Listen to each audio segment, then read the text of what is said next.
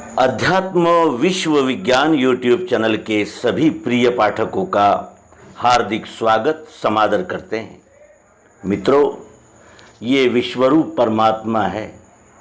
जो देते हैं वही ज़्यादा करके लौट आता है। हम कुछ देते हैं तभी वो वापसी करता है। अगर हम केवल लेने के ही भाव रखेंगे तो वो क्या देगा। इसी प्रकार की एक अद्भुत कहानी अपने मित्रों के लिए हम लाए हैं और इस कहानी से हमें जो बोध मिलता है उससे हमारा व्यावहारिक और जिसे कहा जाए कि परस्पर संबंधित उद्धार या अपने जीवन में क्रांति हो सकती है। ऐसी ये कहानी है। आइए हम अपने युवा मित्रों से ये साझा करें। एक भिखारी था।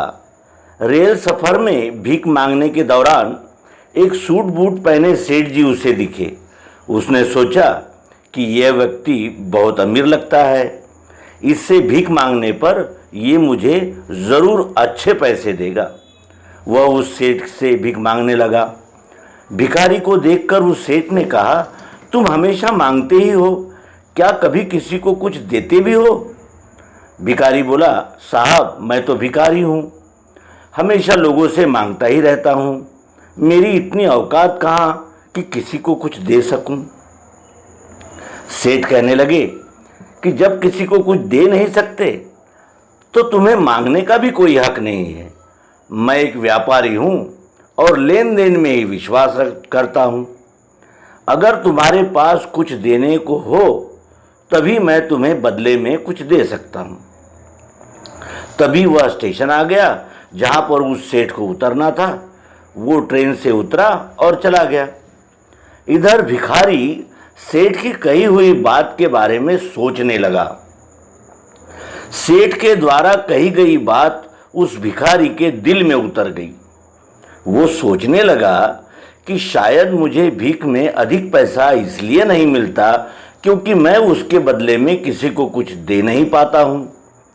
लेकिन मैं तो भिखारी हूँ, किसी को कुछ देने लायक भी नहीं हूँ। लेकिन कब तक मैं लोगों को बिना कुछ दिए केवल मांगता ही रहूँगा। इस बात को सोचते हुए दिन भर गुजरा, लेकिन उसे अपने प्रश्न का कोई उत्तर नहीं मिला।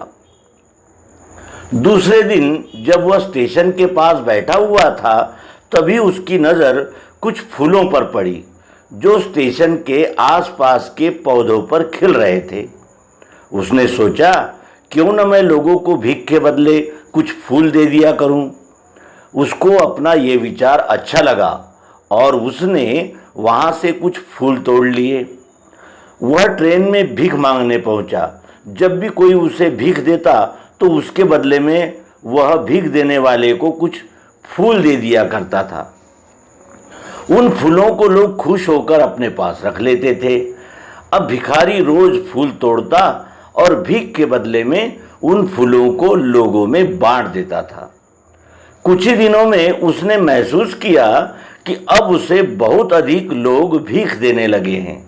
वह स्टेशन के पास के सभी फूलों को तोड़ लाता था। जब तक उसके पास फूल रहते थे तब तक उसे बहुत से लोग भीख देते थे। लेकिन जब फूल बांटते बांटते खत्म हो जाते तो उसे भीख भी नहीं मिलती थी। अब रोज ऐसा ही चलता रहा। एक दिन जब वह भीख मांग रहा था तो उसने देखा कि वही सेठ ट्रेन में बैठे हुए हैं, जिसकी वजह से उसे भीख के बदले फूल देने की प्रेरणा मिली थी। वो तुरंत उस व्यक्ति के पास पहुंच गया और भीख मांगते हुए बोला, आज मेरे पास आपको देने के लिए कुछ फूल है, आप मुझे भीख दीजिए, बदले में मैं आपको कुछ फूल दूंगा। सेठ ने उसे भीख के रूप में कुछ पैसे दे दिए और भिखारी ने कुछ फूल सेठ जी को दे दिए। उस सेठ को ये बात बहुत पसंद आई। सेठ बोले, वाह क्या बात है, आज तुम भी मेरी तरह एक व्यापारी बन गए हो। इतना कहकर फूल लेकर वह सेठ स्टेशन पर उतर गए। लेकिन उस सेठ के द्वारा कही गई बात एक बार फिर से उस भिखारी के दिल में उतर गई। वह बार बार उस सेठ के द्वारा कही गई बात के बारे में सोचने लगा और बहुत खुश होने लगा। उसकी आंखें अब चमकने लगी। उसे लगने लगा कि अब उसके हाथ सफलता की वो चाबी लग गई है जिसके द्वारा वह अपने जीवन को बदल सकता है। वह तुरंत ट्रेन से नीचे उतरा और उत्साहित होकर बहुत तेज आवाज में उधर आसमान की ओर देखकर बोला, मैं भिखारी नहीं हूं, मैं एक व्यापारी हूं।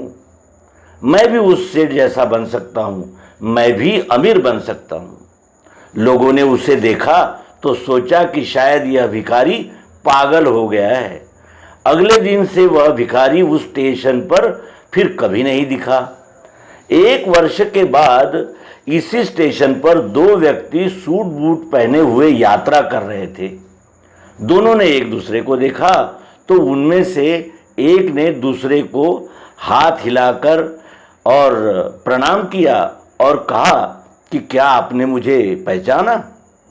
सेठ ने कहा, नहीं तो, शायद हम लोग पहली बार मिल रहे हैं। भिखारी बोला, सेठ जी आप याद कीजिए, हम पहली बार नहीं बल्कि तीसरी बार मिल रहे हैं। सेठ ने कहा कि मुझे याद नहीं आ रहा, वैसे हम पहले 2 बार कब मिले थे? अब पहला व्यक्ति मुस्कुराया और बोला, हम पहले भी 2 बार इसी ट्रेन में मिले थे। मैं वही भिखारी हूं जिसको आपने पहली मुलाकात में बताया कि मुझे जीवन में क्या करना चाहिए और दूसरी मुलाकात में बताया कि मैं वास्तव में कौन हूं। नतीजा ये निकला कि आज मैं फूलों का एक बहुत बड़ा व्यापारी हूं और इसी व्यापार के काम से दूसरे शहर जा रहा हूं। आपने मुझे पहली मुलाकात में प्रकृति का नियम बताया था जिसके अनुसार हमें तभी कुछ मिलता है जब हम कुछ देते हैं। लेन देन का ये नियम वास्तव में काम करता है। मैंने यह बहुत अच्छी तरह महसूस किया है, लेकिन मैं खुद को हमेशा भिखारी ही समझता रहा।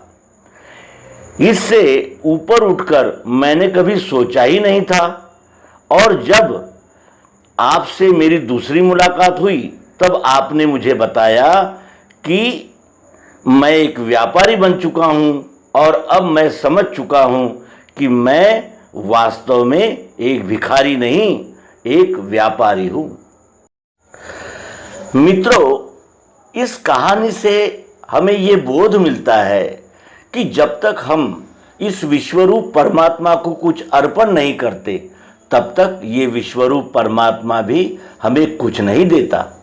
फिर हम ज्ञान विज्ञान देना लेना या न्याय रक्षा का कार्य करना कराना या व्यापार गोपालन करना या फिर श्रम सेवा, इस भूमिका में कुछ न कुछ जब विश्वरूप परमात्मा को अर्पण करते हैं तो वो विश्वरूप परमात्मा भी हमारा योगक्षेम चलाता है, जो श्रीमद् भगवद गीता में बताया है। श्रीमद् भगवद गीता में भगवान श्री कृष्ण जी कहते हैं, चातुर्वर्ण्यम मया सृष्टम गुण कर्म विभागशः। मैंने 4 वर्ण पैदा किए, 4 वर्ण बनाए। क्यों?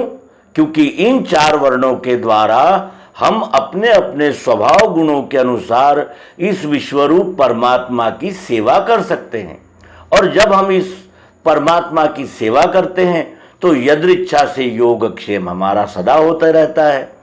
और इसीलिए हमने सदैव विश्वरूप परमात्मा की अनन्यता पूर्वक सेवा करना यही उचित है और यही करना चाहिए।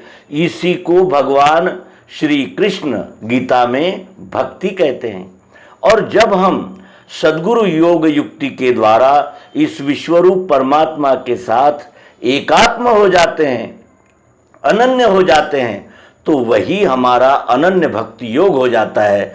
और अनन्य होते ही फिर जैसे शक्कर पानी में घुलकर पानी का ही स्वरूप हो जाती है, वैसे ही हम भी अपने अहंकार, कर्तृत्वाभिमान और फल की आशा छोड़कर विश्वरूप परमात्मा ही हो जाते हैं।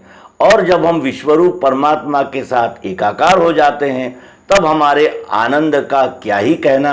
और इस आनंद का यदि हमें अनुभव लेना है तो हमने भी अपने स्वकर्म को विश्वरूप परमात्मा के चरणों में सभी कर्तृत्वाभिमान, फल की अपेक्षा और लोग जो कहते हैं कि भाई ये काम छोटा है, वो काम बड़ा है, इस प्रकार का दुराग्रह छोड़कर अपने सभी यानी कर्तव्य को विश्वरूप परमात्मा के चरणों में अर्पण करते हुए विश्वरूप परमात्मा की सेवा में ही संलग्न हो जाना चाहिए, जिससे हमारा योगक्षेम अच्छी तरह हो और हम जब विश्वरूप परमात्मा की सेवा करें तो भक्ति का आनंद भी मिले और व्यावहारिक दृष्टि से हमारा योगक्षेम भी अच्छी तरह चल सके।